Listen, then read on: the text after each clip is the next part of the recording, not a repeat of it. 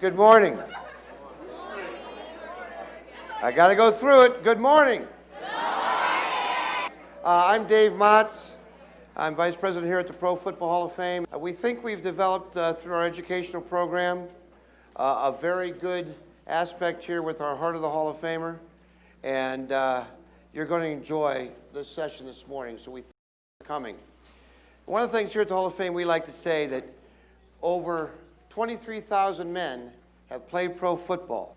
Hundreds more have been involved, from coaches to general managers to PR, and there are only 260 in the Pro Football Hall of Fame.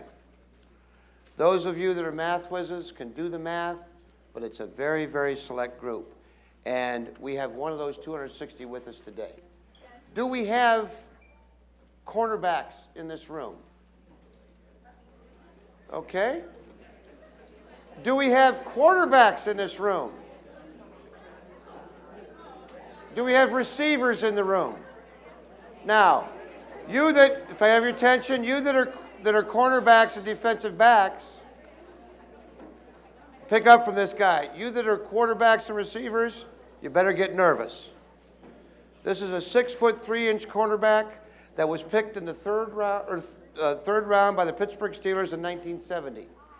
He was All-American at Southern University as a corner and a safety.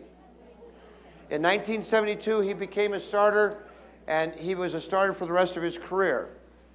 In his season as a starter, he didn't allow one touchdown. Cornerbacks, can you say that? That's what you want to aspire to.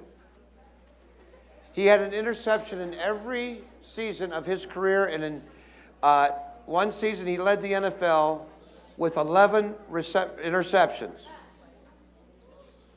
He was the 1975 NFL Defensive Player of the Year. And he's got not one, not two, not three, but 4 beautiful Super Bowl rings as a member of the Pittsburgh Steelers, those great years. But some of his accomplishments are better chronicled, I think, off the field. Now, when he ended his pro career, he stayed with football for 7 years as the NFL's Director of Player Relations, and was appointed by the commissioner then eventually to an advisory board for the players. But there are 2 things that stand out with Mel, and they're here today. This is his life's goal. He had his football career, but I think Mel was prepared to quit. And you have to be, because your football career in this room could end next year for various reasons. At the end of your high school career, at the end of your college career if you're so lucky, and if you're really lucky to play professional football, it will end someday, and it could be a lot. The average career is less than 4 years, and you're a young person. So you need to be prepared to quit. What are your life goals? Well, he set up his life goal at 2 different times, and he's continuing that today. In 1983, he founded the Blount Youth Home in Vidalia, Georgia. And 6 years later, in 1989, he founded a home in Claysville, PA, the Blount Youth Home, that's outside Pittsburgh, and they're both running today. These are facilities, and he will explain to you and expound on those, but for 7 to 17-year-old boys and young men that may have had some troubles, may have been forgotten, may have possibly fallen through the cracks, he has turned these young men into good citizens, good students, and productive members of our society. Along the way, he has garnered several awards that I'd like to enumerate because they're significant. Excuse me. He was chosen the Man of the Year by the Vectors of Pittsburgh. The Pittsburgh Boy Scouts of America gave him the Ultimate Service Award. From the National Conference of Christians and Jews, he won the Peoplehood Award, and President George Bush anointed him as one of the Daily Points of Life. He also served as a spokesperson for Safe and Sound, which is an organization to prevent child abuse. So he's been involved with youth. I've got with me Jerry Shockey, he coordinates our educational program. He'll be your moderator today, but I would now like you to give it up from the Pro Football Hall of Fame class of 1989. Number 47, Mel Blount.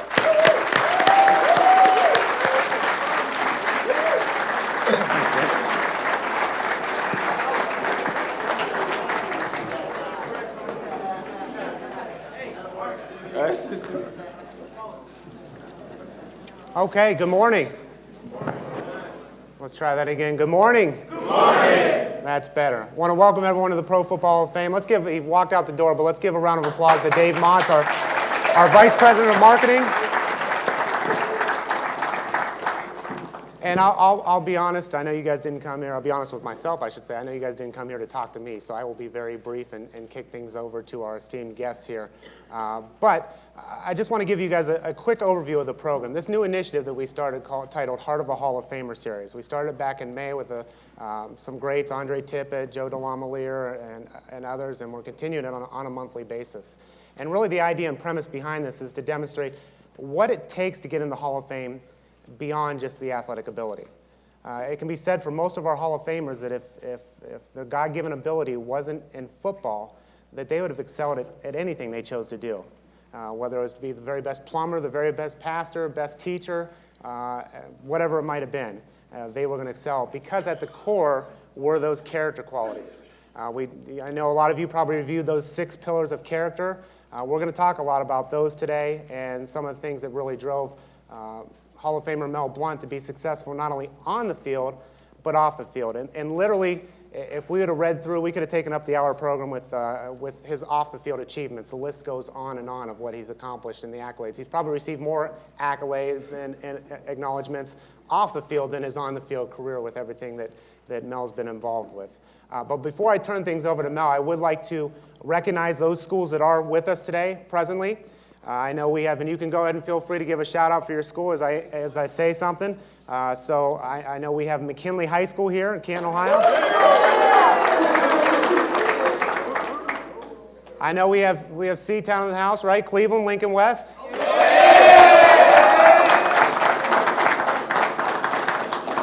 Do we have East Canton CBI here? Okay, all right, they're coming. They're on their way. I did see Crestwood High School. Yeah. All right, you got drowned out by the other groups here. That's okay. Do we have Carrollton High School here? Yeah. All right, Carrollton. I saw Louisville back there, Louisville High School. And then we have Crenshaw Middle School, Kansas City Schools. You guys here? Spaced out. Okay. All right.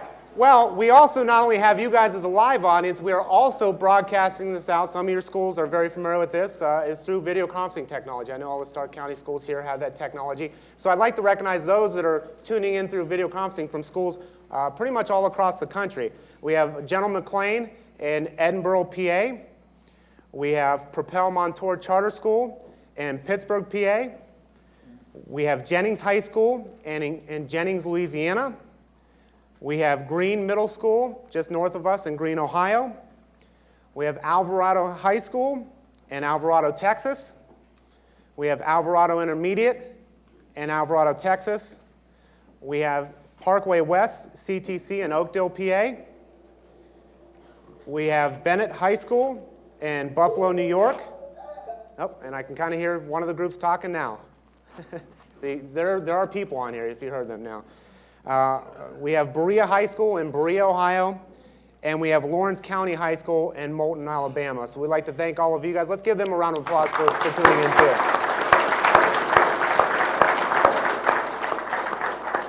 There are a few other folks that made this possible. First of all this technology was done through, some of you Ohio schools are familiar with them, E-Tech Ohio and Columbus. I'd like to thank Michelle and Derek and Aaron. Go ahead and give them a round of applause, please.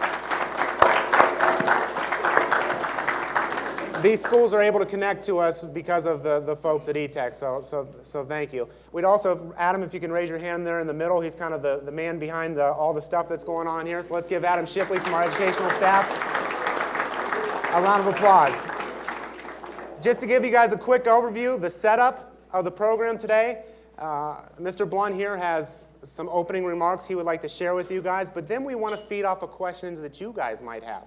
The rest of the program, the next hour after that, or 50 minutes or so, will feed off questions that you guys will have. We will have volunteers. They're wearing white shirts. First of all, let's give our volunteers a round of applause. We will have volunteers stationed on each side. So as you guys raise your hands to ask questions, Please wait until that mic gets to you so you can speak into that mic clearly. We want you to state your name, your school, and then ask your question. And make sure you pronounce it clearly because we want to make sure that the folks through video conferencing can hear that. So if you could just wait for those mics, that would be greatly appreciated. And then throughout the program, I'm going to interject questions. Our folks that are tuning in from all across the country have submitted questions via email that I will interject in between the program. So with that being said, I'd like to turn it over, if we can give another round of applause, to Hall of Famer Mel Blount. Thank you very much and good morning. Good morning. We can do better than that. Good morning. Good morning. Okay, thank you. Hey, let me just say, on behalf of the Hall of Fame and all the members of the Hall of Fame, what an honor it is for me to have this opportunity to speak to the future of America, our young people. I'm indeed honored. I would like to also introduce my lovely wife who traveled up with me. If you would just wave and say hi, my wife, Tiana Blount. She came along to make sure that I could stay the course and do what needs to be done here. Let me just start out by saying, anytime anyone has an opportunity to speak to our young people, I consider it a blessing. Because after all, you are the future of this great country of ours. I'm indeed honored to be here to see all you healthy, nice-looking young men and women.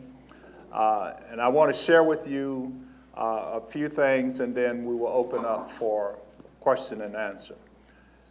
I think, first of all, I would like to just recognize the family in which I came from. I'm the youngest of 11 kids who grew up doing segregation on a farm in Georgia. My mother, God bless her, she just passed away in July, and she was 103 years old. And so when I look back at my life and when I look at from where I came to where I'm at, I have to give an awful lot of credit to the family unit. My father was a leader in the community. He was a deacon in the church. My mother was a hard-working lady who not only worked the fields, picked the cotton, plowed the mules, but she cared for her children. And I'm saying that to say that when we start this series and we start talking about character and we start talking about all the things that makes up an individual, it starts with where you come from, how you was raised, what your beliefs are, what your philosophy is in life, and the desire and the determination to excel. We live in a society that is very competitive, and what we have to do is understand that we all have a purpose, we all can make a difference, and excuses is not acceptable. So anyway, being the youngest of 11 children, my parents taught us the importance of hard work, the importance of responsibility, the importance of being accountable. And it seemed like a large family, but back in those days, 11 kids, people used, their kids were their workforce. Not only were they their loved ones, but they were the workforce that took care of the crops and that kept the yards clean and did all the things. And so out of that, you learn responsibility and you learn teamwork and all the things that we'll be talking about here today. So from the beginning, I had some structure in my life because of coming from a good family unit. And unfortunately, that is one of the deteriorating factors in our society today. We don't have children that are coming from strong family units. And those of you who do come from good, strong family units should count yourself lucky and give a lot of credit to your parents. So I always understood that I had to excel because that was instilled in me. It was part of my DNA as a child and what our parents had taught us about responsibility, working, being accountable, and respecting elderly, all the things that is kind of basic in our society. So I started out playing football in the 10th grade. I got a lot of calls now from parents saying, how old you think my child should be before they play ball? And I say, well, it depends. Everybody's different, but I started out in 10th grade. And my senior year, I had an opportunity to play against a team in Meta, Georgia. And I had a great game, had 5 touchdowns, and had no idea that one of the officials of that game knew someone in Baton Rouge, Louisiana at Southern University. And he called this person and said, you all need to come look at this kid. He's a great player, and I think he can help your program. And so that's how I got to Southern, but there's a lesson in that everything you do, try to be the best and do the best, because you never know who's watching you. And you never know what opportunities are going to be created by the work that you do and the effort that you put forth. So that was a lesson for me there. And that was also a door opener for me to get a scholarship because, as I mentioned, I grew up doing segregation, and University of Georgia, Florida, and all those white institutions wasn't recruiting black athletes. So anyway, I went to Southern, and it was the beginning of my trek to the Hall of Fame. And I didn't go to Southern and leave Southern and come to the Steelers seeking this destination. But all the things that I was able to do on the way made me a candidate for the Hall of Fame.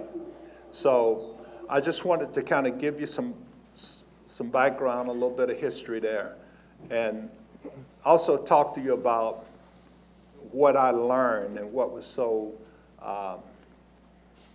important while I was in the game of football on that level. And the one thing I learned that is you really have to be held accountable. You have to be accountable for the things you do, and you have to have the desire and the integrity and all the things in order to stay, because I've never been involved with anything that challenges you like pro sports. And you see a lot of young men who get to this level, but there's always different issues and different problems, and I think a lot of that goes back to their upbringing and their experiences from the time they started through their teenage years into college. So there's a lot of things that we will get into today, but I want you to know that I'm honored to be where I'm at. I thank God for all the blessings along the way. And I'll share this with you, and then we'll open up for question and answer. And that is that you can do all the things right, and you can work as hard as you can work. But you have to have some luck along the way. And they say luck is when preparation meets opportunity. And you have to also have an enduring desire to succeed, and also you have to have faith. You have to have faith knowing that there's someone greater than we are, and that our blessings flow through him. So I'm honored to be here. I want to turn it back over to Jerry, and I think we will open up with Jerry with some questions asked. So thanks very much. I'm looking forward to hearing how. Now, I really challenge you guys today. Hopefully you guys have prepared some questions in the pre-visit materials that we sent your teachers, but I really challenge you guys today. You guys have an opportunity to talk to one of the greatest football players that has ever played in the NFL.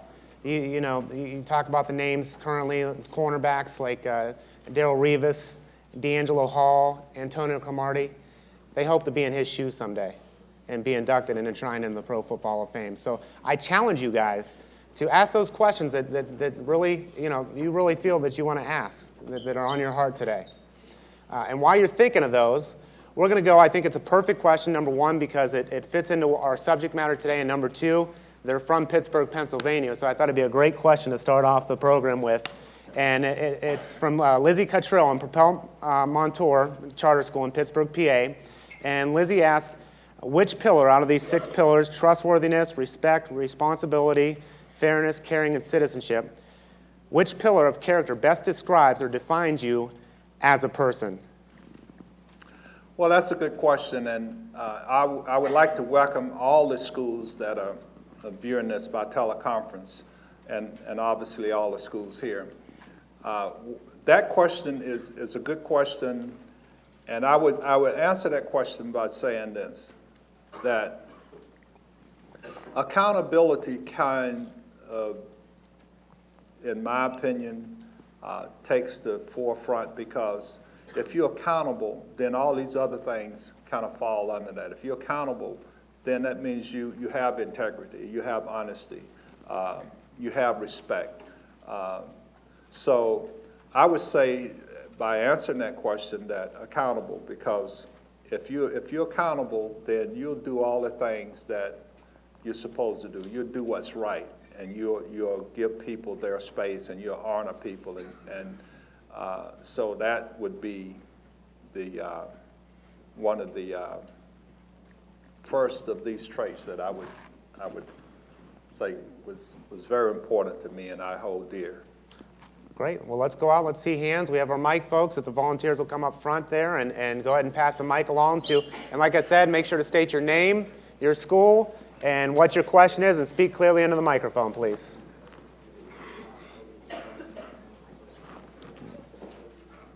Nola Gonzalez, and I just want to know, what was your game intensity like before every game? I'm sorry, would you repeat the question? What was your intensity like before every game? Oh, what was my intensity like? I think I was somewhat, reserved, focused. I think what you see today out of a lot of the athletes, and I think it's because of the era in which we live, the age of television, mass media. I think you see a lot of showmanship. But when I played, I was focused on what I had to do, but I was also confident that I could get the job done. And the one thing that was really great about the Pittsburgh Steelers and the men that I played with, we had enough respect for one another, and we had enough trust for one another until we knew what everybody was supposed to do, and we knew what our jobs were, and we held each other accountable. And so when you do things like that, you know that the person that you're playing next to is going to do what he's supposed to do, and we're going there was competitiveness from within. I wanted to get to the tackle before someone else did, or Jack Ham or L.C. Greenwood. I wanted to make the interception before Mike Wagner or Donnie Shell. So, but we were playing within the system. And I think the discipline in which we all had made us a great unit, made us a great team. I think one of the greatest teams in the history of the National Football League. So my intensity was quiet and reserved, but it was focused and knowing what I had to do. Thank you. Great. My name is Gerard Moore. I play for Lincoln West. And my question is, becoming a football player, what were some of the obstacles that you had to overcome? Well, it's a good question. And I know it's hard for you guys to picture or even imagine the times when I talk about growing up in the South and growing up during segregation and really growing up in a family. We lived in the country, and we were bused to a county school about 8 miles away. And the problem I had was getting home from practice. There was a lot of times when I didn't know how I was going to get home. I didn't know how I was going to get home from practice because my parents were working. We didn't have transportation. And my father had a truck, but he was always busy trying to work and feed the family. And a lot of times he told us we couldn't stay after school for practice because we had chores to do on the farm. And, you know, my father passed away when I was a freshman in college. And so he never realized that staying after school, practicing and playing football would propel me to the level of where I'm at now. And I've always said that he's sitting up in heaven looking and saying, you know, that's my son. And I remember those days when he was trying to get home from practice or didn't have a way to get home or had to miss practice and go home and work.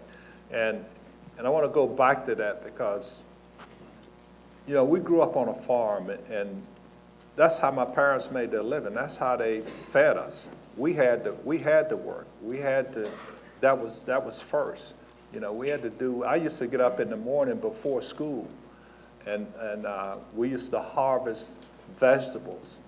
And you know, my father would say, "Well, I need 20 bundles of greens, or I need 20 bushels of peas to be picked," and that was the way we lived, and we didn't think anything of it. You know, if your parents told you to get up and do something like that in this day and time, you'd probably think they was crazy. But that's the way we lived, and that was a part of my childhood. So my challenges as a young person growing up, and some of the challenges that football presented to me was basically not on the field, but basically how do you get there and how do you get home. And we had to provide our own shoes. I remember playing games in sneakers because we didn't have money to buy the football shoes and our socks and all those things, because we were in a small community in a small school. There was 28 kids in my graduating class in 1966. So we're talking about a totally different situation, a totally different era. Thanks for your question. Thank you. Do we have another one over here? Yep, there's a hand up. Make sure to speak into that mic clearly. Jamal Freeman, running back, linebacker for Lincoln West. Question is, what aspect in life do you think football deals with the most? What aspect of life has football given me? What aspect of life does football deal with the most? You know, like what lessons in life has football taught you? Well, I think perseverance. I think, you know, when you look at football, there's always an obstacle on every down. There's a situation that you have to try to conquer or accomplish. And I think you can take a lot of lessons from football and apply them in life. And one lesson is the desire, the determination to excel or succeed. And I think the other thing is having the will to meet the obstacle or the competition. So there's so many lessons that you learn from playing sports, because it's really is a situation that helps you deal with life, because when you go through life, you're going to have all kind of obstacles, you're going to have all kind of challenges, you're going to have all kind of decisions that you have to make. And I think what football or any sport does is prepare you to be able to make those decisions and understand what the consequences are from each decision that you make. So it's been a great teacher for me. That's a great question, because if you look at that question and the things that Mel's described, the responsibility, accountability, desire, and determination, those are all things, as he said, we encounter every day in our life. We have to work as a team here at the Hall of Fame. We have to function as a team. We have to be accountable to each other. We have to have the determination to be a world-class facility. So these are things that we apply to all elements of our life. And I think that same thing can be applied, obviously, to some of your off-the-field things. And we have a question here from Lawrence County High School in Moulton, Alabama, and they asked, What inspired you to create the Blount Youth Home of Georgia? That's a great question. In the 70s, we were kind of the dominant team in the National Football League. And everybody knew the Pittsburgh Steelers because we had won 4 Super Bowls in 6 years. And so by me being from a small community like Vidalia, Georgia, and having nieces and nephews who were young kids, your age and younger, going back to the small school that they attended, saying that their Uncle Mel was home. Well, everybody knew Mel Blount, and everybody knew them because they were my nieces and my nephews. So what would happen when I would go home, they would tell their friends, and all these kids would come after school, they would come out to the farm because they wanted to see you, they wanted to take pictures with you, they wanted you to throw them the football. And so out of that, the kids, you could see that there was something more that they were looking for. And it was more than just the pictures and the autograph, it was the attention. And from looking in these kids' eyes and from knowing the situation that we have back there, kids coming from deprived homes and low-income families, it was like the Lord just spoke to me and said, you can do more than this. You know, you can do more than just sign autographs. You can do more than just take pictures with these kids and throw the football around with them. Because I saw that, and in my spirit I felt that. And out of that experience came the Blount Youth Home. Because these kids was coming out on the farm, and we sometimes have 15 or 20 kids out there running around on the farm. And from a prudent business standpoint, we knew that there was a liability there. And so we had to put something in place where we could work with these kids, where we could make a difference, and where we could also have some kind of protection in case a kid broke his leg or someone got hurt, and getting involved from a legal standpoint with other issues that could derive from that. So out of that experience, the Blount Youth Home was born, and our first child was a young man by the name of Trevor Newman, who I flew on my off day. I was still playing ball in 1983, and I flew down to Florida, down in Fort Lauderdale. And there was a judge there who had this kid's case. He had broken into someone's home, and they were getting ready to send him away, and I intervened and pleaded with the judge to take this young man. He became our first child in the home. And so in the courtroom, when the judge awarded me the child, I embraced this young man. And that picture was taken by the Miami Herald. And that picture went across the country, and it says, NFL player saves kids. And so we took that picture, and it became our logo on all our stationaries now. That's our logo.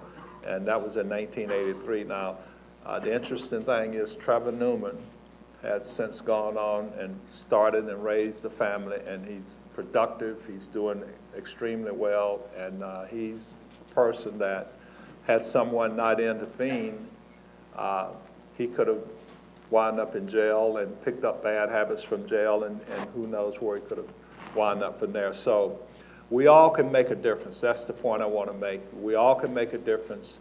That's just one of many stories that I like to share about the startup of the Blount Youth Home and how it got started. Thank you.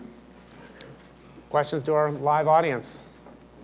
Right up front here. We have a mic up front, or oh, I'm sorry. Go ahead. Ruben Burroughs, Camp McKinley, free safety. When growing up, did you want to play football?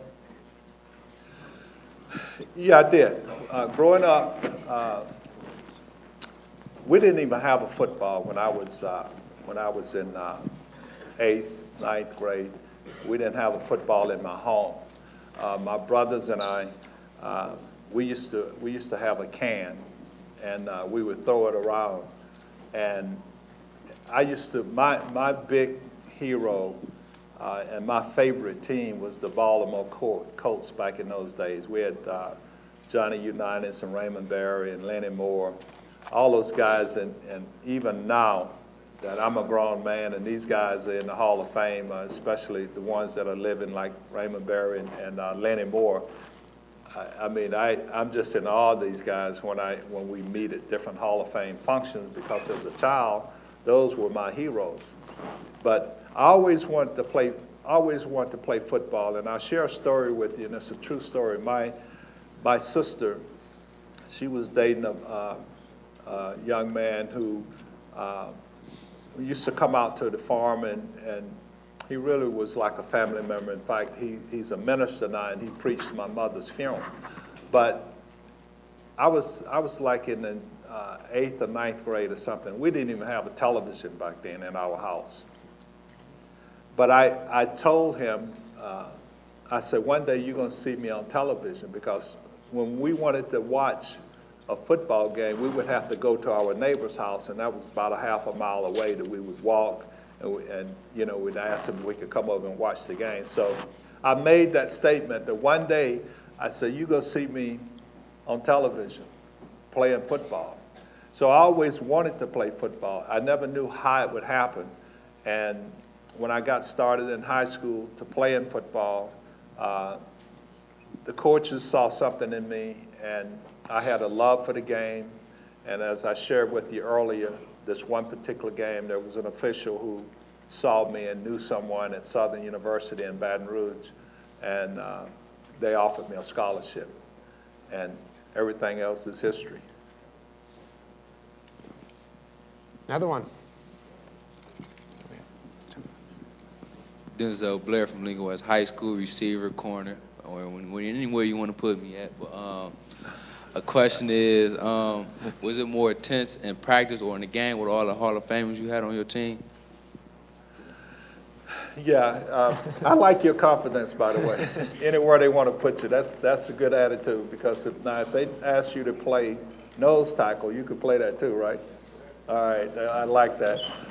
Well, our practices were pretty intense, because anytime you have a group of great athletes and great competitors, and especially with the talent level that we had, it gets pretty intense.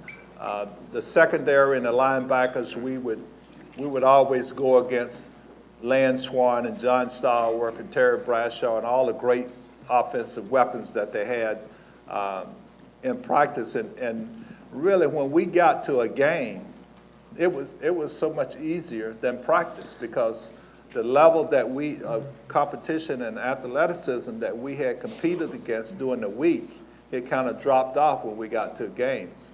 And we really, I think, was always prepared and always had a greater intensity in practice because of the competitiveness that each guy would exhibit versus some of the teams that we would go up against.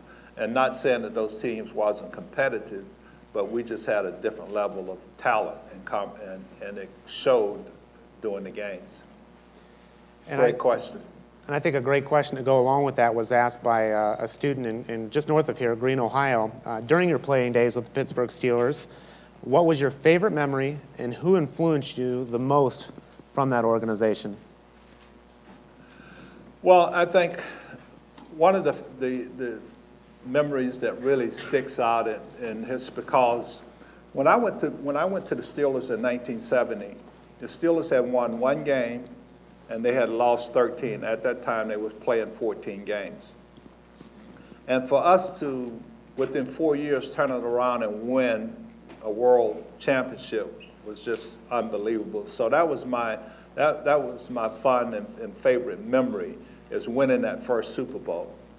And obviously, there were so many people who influenced us, and I think it's a testimony to the organization itself, from the chief, who was Mr. Rooney, the founder of the Pittsburgh Steelers, his sons, his family, that family structure that they had.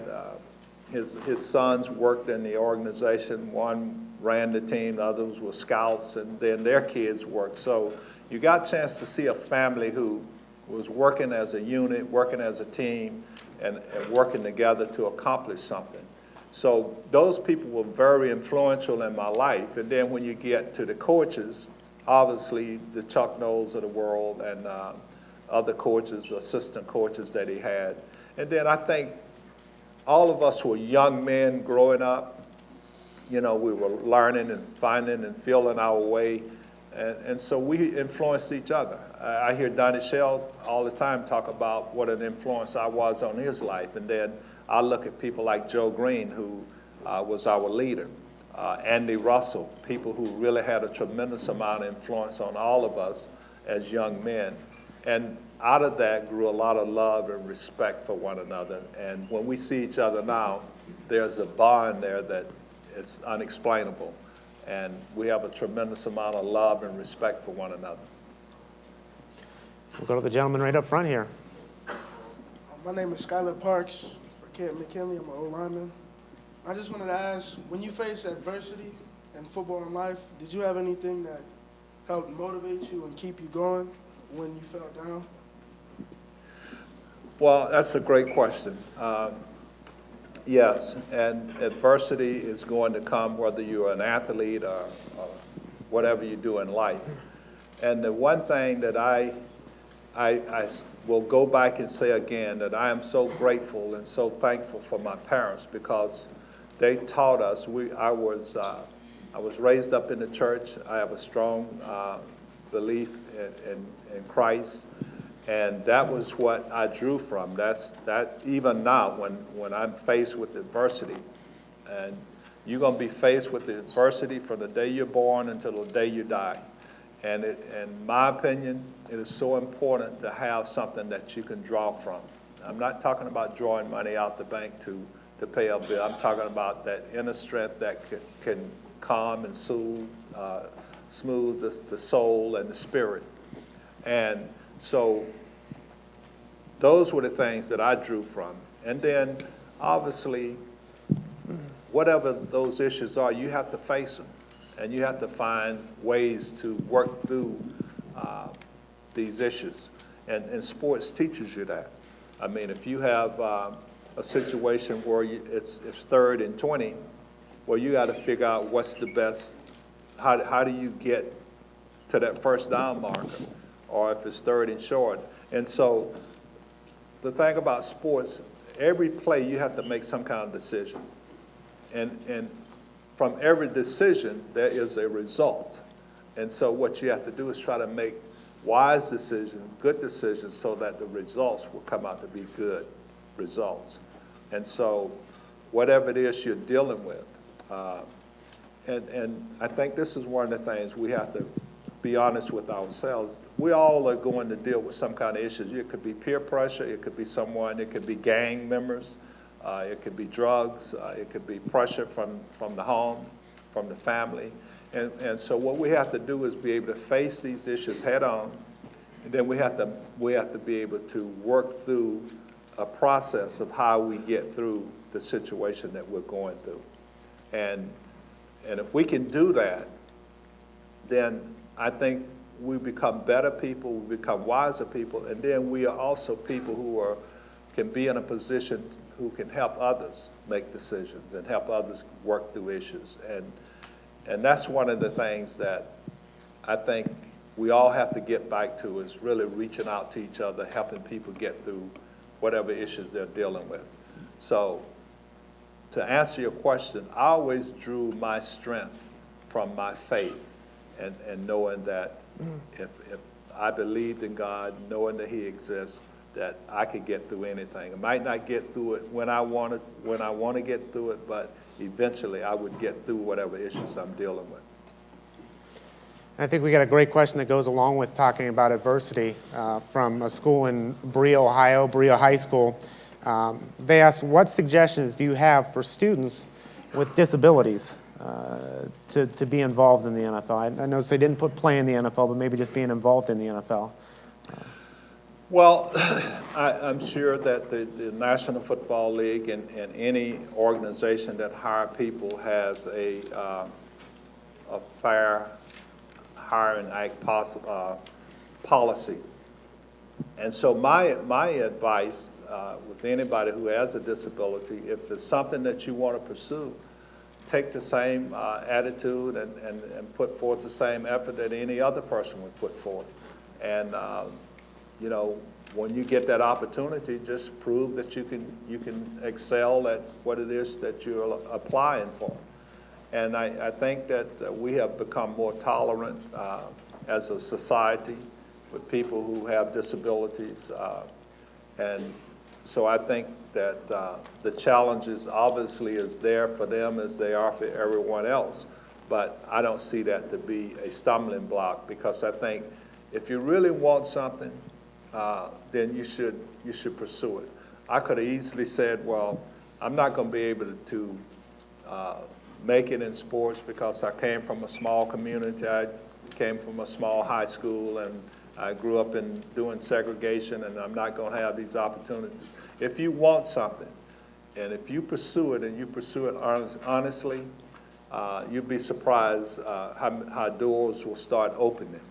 And it's just about going for it, because you only get one opportunity to live your life, and you just have to make sure that you put forth every effort that you can to pursue and to reach the goals that you've set for yourself.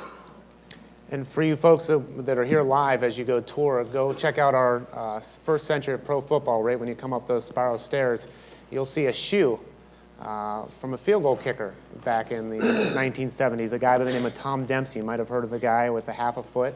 If you think about that, you know, going on to try and become an NFL kicker with a half a foot, you think about that disability. You know, he went on to be a kicker. He set the record for the longest field goal in NFL history at 63 yards.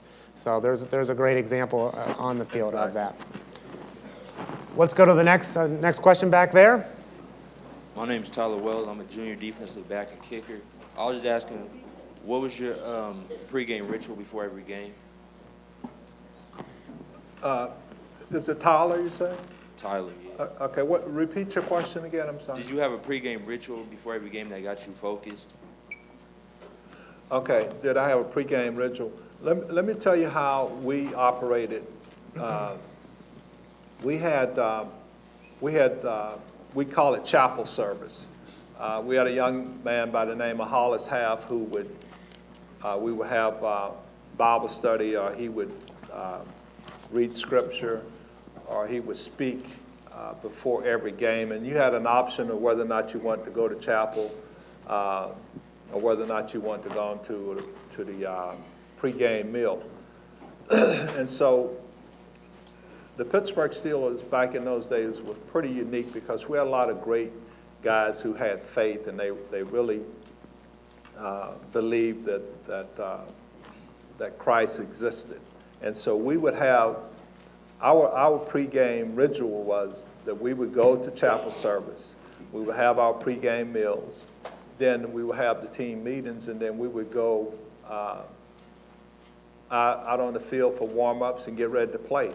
And I said earlier about the difference in television and media coverage and all the things that take place now, the showmanship. We had a workmanlike attitude.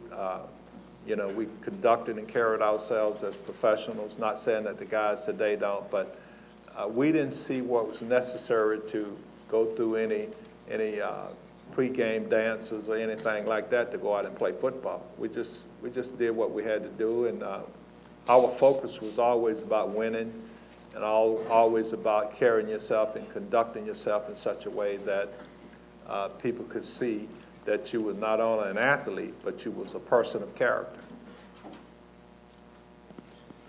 Another question over here. Hello, I'm Carlos Rodriguez. I play offensive tackle, and my question is, how did football make you more of a person? How did football make me more of a person today? Well, I think football made me more of a person because of the experience that I got from it, the lessons that I learned from football, such as working together, trusting your teammate, focusing on the objective. So many things that I learned. And also I learned a lot about people, because being in the public and being a professional athlete, you're constantly interacting with people. And you learn how to, not that you didn't have it, but you respect people, you listen to people, and you learn how to deal with people. But all the things like that has helped make me a better person, because I understand the importance of respecting humanity and really understanding what we all are about as a people. In the back there? My name is Shariah Rhodes, and I was wondering, do you have any advice for the young ladies in the audience? You have to speak I'm up. having a problem hearing them. So am I. You have to speak up a little louder. Do you have any advice for the young ladies in the audience? Do you have any advice for the young ladies in the audience? Well, you know, I've been fortunate because I have 2 daughters, and not only do I have advice for young ladies, I think I have a lot of advice for young people, but I will address the women, the females. And I think as young people, we have to respect ourselves, because if we don't respect ourselves, I think it's hard to respect someone else. And I have a real issue with when I see young men walking around with their pants hanging off of their butts. I really have a problem with that, and I guess a lot of and I have boys at the boys' home. When they come to us, that's the first thing we do. We start making sure they understand what the rules are, what the standards are at the Blount Youth Home. And the same with young girls. I think impressions are important. And first impressions are lasting impressions. So I think my advice for young girls, young men, is always carry yourself in such a way that you're respecting yourself and you're demanding respect from anyone else.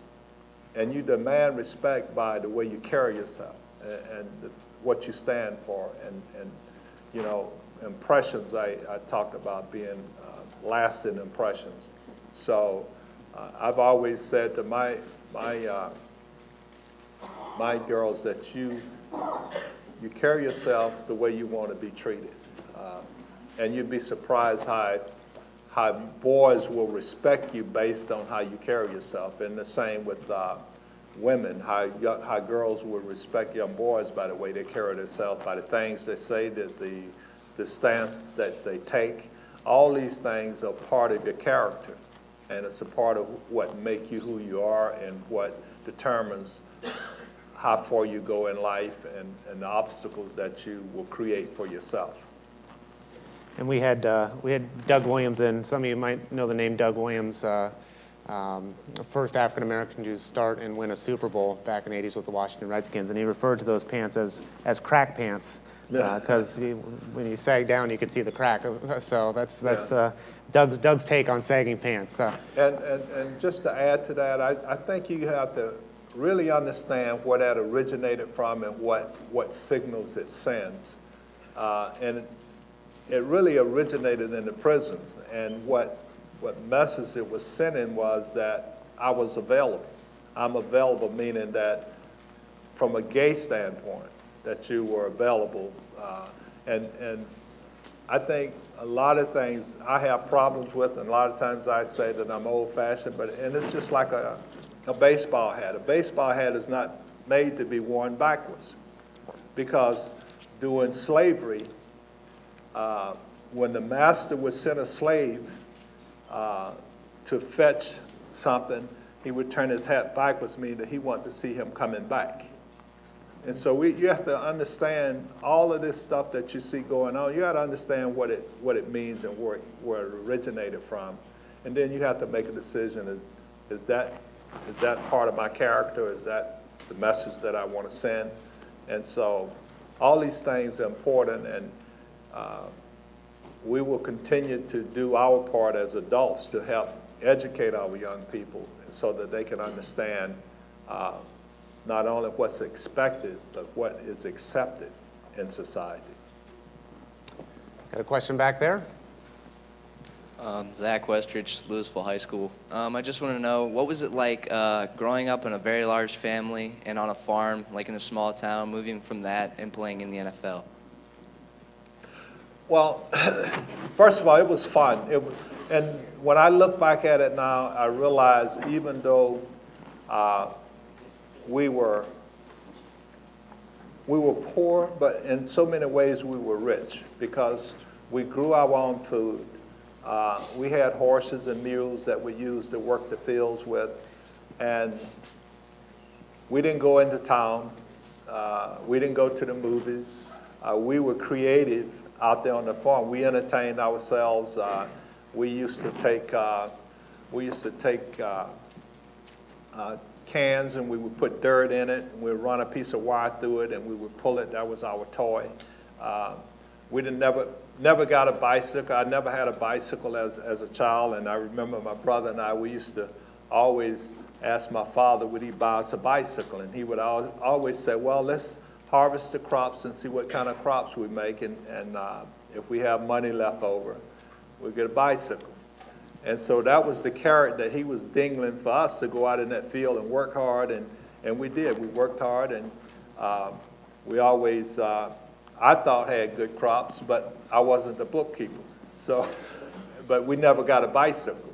And I look at that now, realizing how smart my father was, because he knew if he bought us a bicycle, that was going to be a distraction for us with the chores that we had to do. And he never lied to us. He always said that, let's see how much money was left over after we paid all the bills. Well, you know, we wasn't involved in the management of the farm. We would just work. And so we never got that bicycle, but all of us were successful in the fact that we went to college and we got an education. I was fortunate enough to go on and play football. But there was a lot of things. There was a lot of fun. And at my age, now looking back at it, I wouldn't trade anything for the childhood that I had. We got time for about 2 more questions before we conclude the program. I'm Mark Ferry from Crestwood High School, and I'm running back and cornerback. And my question for you was, what was it like to play with the Crestwood graduate, Jack Lambert? What was it like to What was it like to play with Jack Lambert? Jack Lambert was just a tremendous teammate. He was a guy who had a lot of intensity, and he was a great ball player. He wasn't a big guy. I think Jack played probably 215 or 220, and he was a rangy guy. I mean, he was long in the sense that his arms span could take up a lot of passing lanes, and he was just a tremendous competitor. And a lot of times we fed off of his intensity. So he was a tremendous leader, smart guy, and I'm really glad that I had him as a teammate. Jesse Delaney, running back, Carrollton High School. Looking back at your career, you know, being part of that smash mouth, steel curtain defense, what's your favorite aspect of playing the game of football? Well, there were so many aspects of the game that I liked. I enjoyed the camaraderie. I enjoyed the practice. I enjoyed being in the locker room with the guys. And if you listen to any guy who's played, they will always say they miss the camaraderie. They miss the guys. And because it's such a close-knit unit, a lot of fun, a lot of things that go on that you remember the rest of your lives, and especially when you win. Winning breeds unity and love for one another, and we were able to experience that. So when I look back at it, those are the things I miss. I miss the practices. I miss game day. I don't miss the travel part of it, but I do miss that locker room, being in the locker room with the guys, knowing that we all had something in common. Let's go to one. Who's got a really good question? Raise your hand. Let's see. Right?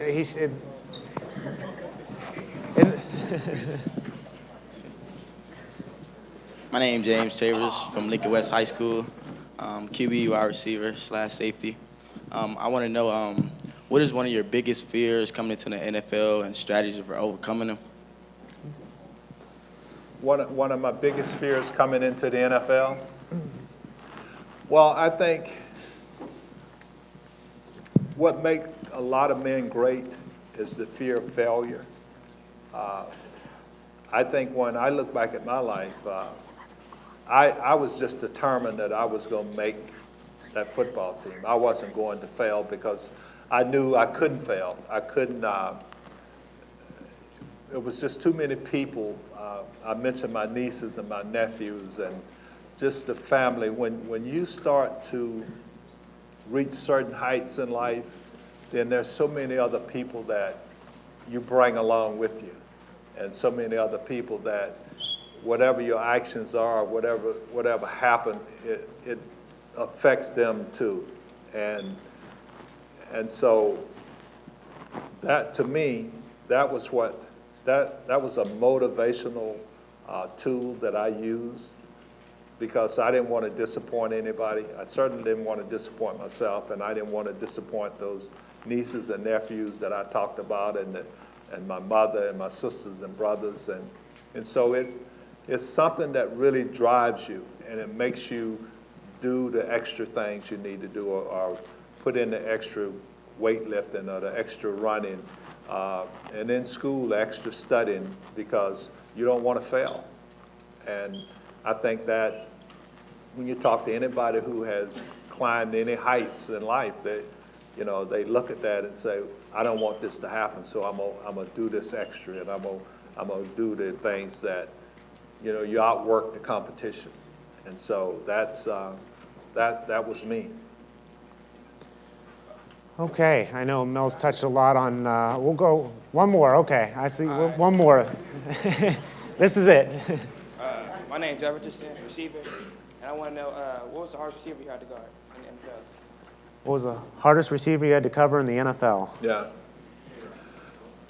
Well, I didn't play against Jerry Rice, but I played against some great, I'm talking about absolutely great receivers like Paul Warfield, who I've never seen someone run routes as precise as this guy, and Charlie Joyner, who probably some of you might not even heard of, but was just a great receiver that's in the Hall of Fame. And guys like Cliff Branch and Isaac Curtis.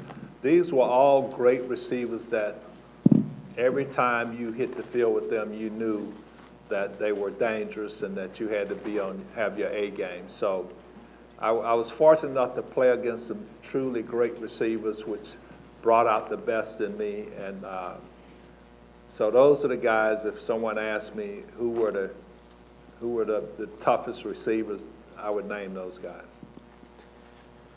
Okay, well, thank you. And Mel, do you have any, I know you've touched on a lot of things, responsibility, respect, accountability. Do you have any closing remarks you'd like to share? Anything else that? Yeah, I would like to just say in closing that it has truly been an honor for me to talk to all of you here in the live audience and those of you who are watching by teleconference. And in closing, I just want to say that if we are to remain a great country, we need each and every one of you to strive to be the very best that you can be and try to be productive in society and help us solve some of the issues that we're dealing with in our society so that your children's children would have a great country that they can be proud of. So I want to say to all of you, God bless you. I wish you the best of luck, and thank you very much.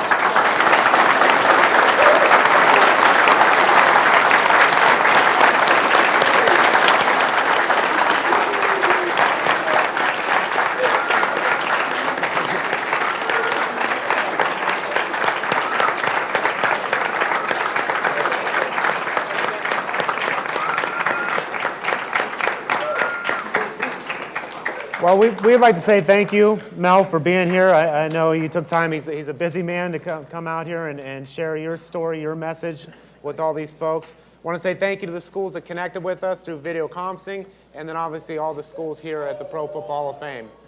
Did somebody have something to say on the video conferencing? There you go. Okay, thank you. Thank you, guys. And you guys, this concludes the program. You guys can start your tour through the museum.